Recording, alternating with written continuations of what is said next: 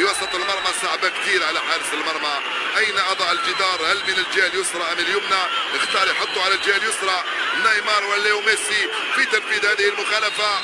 واحد يرفعها فوق الجدار والآخر خلف الجدار. نيمار وليو بابا بابا بابا يا سلام. جول